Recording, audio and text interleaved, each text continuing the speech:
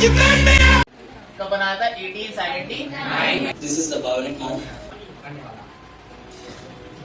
These are the liquid glass tube है ना।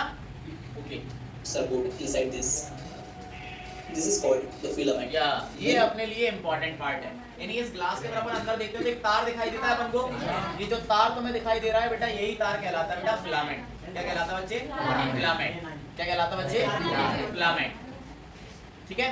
अब एक्सपेरिमेंट करे गए तो वहां पर अलग अलग धातुओं के तार लगाए गए, लेकिन उनमें से अब ये वाला जो तार है, अब वो कौन सी धातु का यूज करते हैं अपन? टंगस्टन। ये किसका काम है? ये कौन है बेटा? प्रतिरोध है। जो विद्युत धारा को बहने से रोकता है वो क्या होता है? प्रतिरोध होता है। तो अपने पास यहाँ पर टोटल कितने प्रतिरोध है बेटा? 3 प्रतिरोध है। इसका नाम रखा अपन ने R1 प्रतिरोध, इसका नाम रखा R2 प्रतिरोध, इसका नाम क्या रखा बेटा? R3 प्रतिरोध। यानी टोटल कितने प्रतिरोध है? 3 प्रतिरोध है।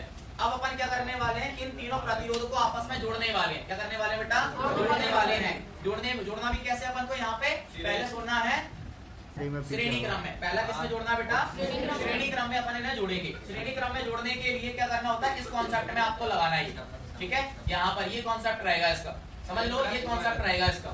तो इन दोनों वायर को मैं जोड़ने वाला हूँ, ये वाले वायर। क्लियर है? ठीक है। अब इनको अपन ने आपस में जोड़ दिया, ये होगा श्रेणी क्रम। कौन सा क्रम होगा बेटा? श्रेणी क्रम। ऐसे ही इसमें भी 2 तार है भाई, तो इसका एक तार यहाँ जोड़ दें। ठीक है।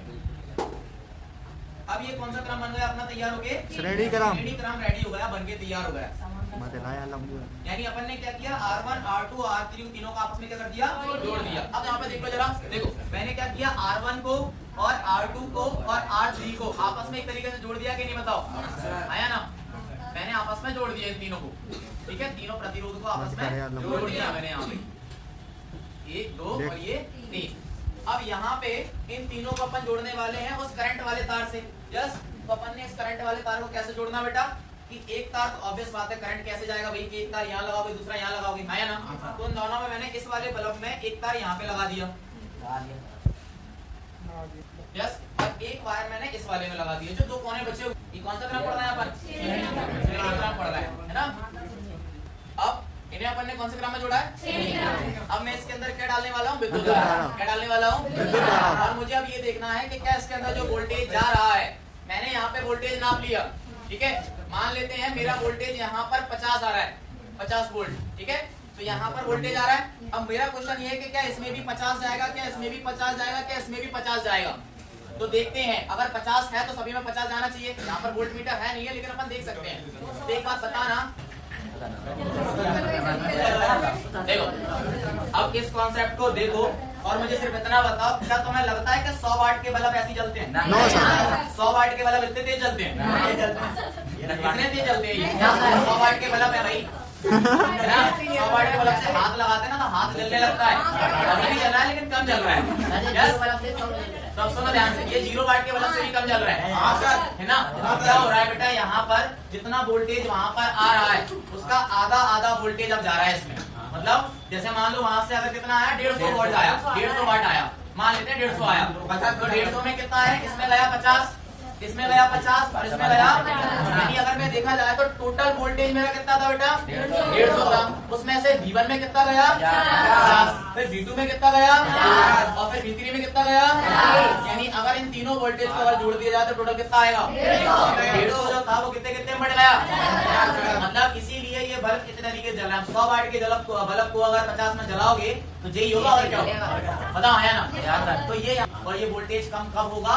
जब अपन इनको काय में जोड़ेंगे? श्रेणी क्रम में। अभी इतने तेज जल रहे हो, देख रहे हैं तुम्हें? अब देखो इसी को अपन फुल में जलाते हैं अपन। अब अपन जोड़ेंगे बेटा समांतर क्रम में। काय में क्रम में? समांतर। जाओ थोड़ी देर, कुछ नहीं करना है। ये तीनों प्रतिरोध है, तीनों प्रतिरोध को जोड़ना कैसे? तो भाई मैंने एक वायर इनका जोड़ देना है। सबका पहले एक वायर जोड़ दो आपस में। तो ये तीनों बल्ब लिए और तीनों का एक वायर मैंने आपस में जोड़ दिया। यस, तो ये तीनों का एक वायर तो मैंने पहले जोड़ दिया इस तरीके से। डरोगे तो नहीं? नहीं सर जी, पक्की बात है। चल लगा लेना वो चश्मा। चलो अब क्या किया भाई? इन तीनों के देखो, इन तीनों के एक तार आपस में जोड़ दिए कि नहीं? यस सर, मैंने इनके एक तार आपस में जोड़ दिए भाई, है ना? तो अब क्या हुआ? अब जो करंट वाला तार है उसके भी लगाना है अपन को तार। विद्युत धारा प्रभावित होगी। नहीं मेरे मोबाइल को कर लो। अरे नहीं हो रहा है ऐसा डाले के देंगे आईफोन 13 को। ठीक है क्योंकि तरफ है ये मतलब पूरा बेस्ट मेरी प्रार्थना करो भगवान से चांदी पे टैग मन को विश्वास सकता हूँ। चलो डरोगे तो नहीं? नहीं। पक्का? पक्का। कितने वाट के बल्ब थे? 100 तो 100 की जलवाएंगे अपन बना दो। जल गए 100 वाट के बल्ब। अब ये भी 100 वाट का है, ये भी है और ये भी है, बताओ है ना? Yes sir. तो जितना वोल्टेज यहाँ से आ रहा है उतना वोल्टेज पहले बल्ब में आ रहा है, उतना ही वोल्टेज दूसरे बल्ब में आ रहा है, उतना ही वोल्टेज मतलब वोल्टेज तीनों में कैसा है? सेम है। तो अलग अलग क्या हुई? विद्युत धारा। अलग अलग क्या हुई? विद्युत धारा। तो इसमें जा रही है विद्युत धारा I1, इसमें क्या जा रही है बेटा? I2। इसमें जा रही है I2 और इसमें जा रही है I3। और अगर टोटल को मिला दोगे तो जितनी यहाँ से आ रही है वो निकल जाएगी कि नहीं? Yes, sir। जैसे मान लो टोटल है 150 है ना, 150 एम्पियर आ रहा है, तो मान लेते हैं इसमें कितना आया? 50। इसमें कितना आया? इसमें कितना आया? ये तीनों में क्या हो गई बेटा? विद्युत धारा बढ़ गई है। 100 वाट का है ना, Yes, तो sir। ये भी 100 वाट का चल रहा है, ये भी 100 वाट का चल रहा है, तीनों जितने वाट के थे उतने वाट के चल रहा है। बताओ है ना?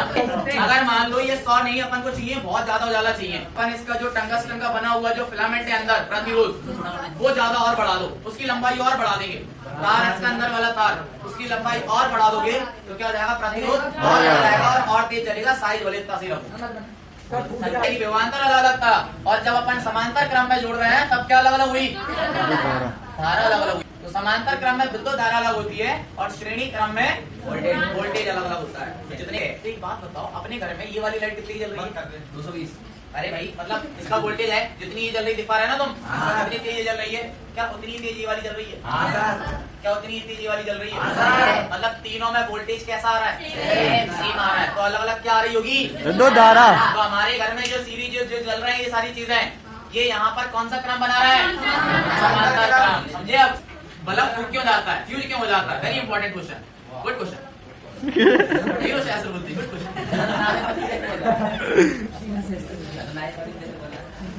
ये बल्ब अभी अगर अपन जलाते हैं ऐसे तो क्या ये बल्ब जलेगा? Yes sir. ऑफ कोर्स जलेगा। बल्ब के अंदर कौन सी गैस भरी गई? नाइट्रोजन और नाइट्रोजन। और ये दोनों जो गैस होती है बेटा वो निष्क्रिय गैस होती है। कौन सी गैस होती है? निष्क्रिय। बोला आर्गन और नाइट्रोजन क्यों भर रहे हो, ऑक्सीजन क्यों नहीं भर रहे हो?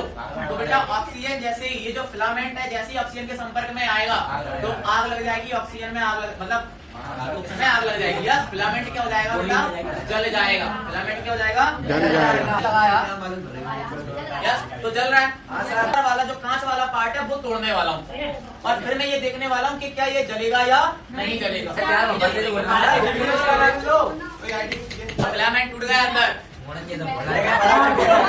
अपने पास 3 बल्ब है, 3 में से कोई एक बेटा ये है कि जैसे ये फिलामेंट ऑक्सीजन के कांटेक्ट में आएगा तो ये जल जाएगा, देख लेना। ये फिलामेंट जलेगा, जलेगा तो फिर दूर रहना, मुझे पहले बता दीजिए। लगे बच्चे देखते हैं जल गया। नाश बढ़ गया। ये फेल हो गया। हो रहा है, टूट रहा है कि नहीं टूट रहा? जब ये ऑक्सीजन के साथ कांटेक्ट करता है तो ये जल जाता है फिलामेंट। और अब एक बात बताओ, तो वो जो इसके ऊपर जो गिलास लगाते हैं कांच, वो क्या वो फालतू लगा रहा है? इसके अंदर क्या भर रहा है? गैस। गैस क्योंकि वो जानते हैं कि अगर अपन ने ऑक्सीजन भर दी तो ये जल जाएगा। तो इसका मतलब तो ये हुआ कि हमारा बल्ब जो होता है वो ऐसा फ्यूज भी कब हो रहा है जब या तो ये फिलामेंट टूट जाए। देखो जैसे इस वाले बल्ब का फिलामेंट टूट गया है, देखो यहाँ पे ये टूट गया है इसलिए जलेगा नहीं। फिलामेंट टूट गया, देखो ठीक है, फिलामेंट टूट गया। अब क्या हुआ? इस वजह से नहीं जलेगा। दूसरा, अगर इसके अंदर मान लो ऑक्सीजन चली जाए यहाँ कहीं से साइड वाइड से, तो जैसी ऑक्सीजन जाएगी तो ऑक्सीजन गई है ना अंदर, और ऑक्सीजन जब अंदर जाएगी तो ये होगा।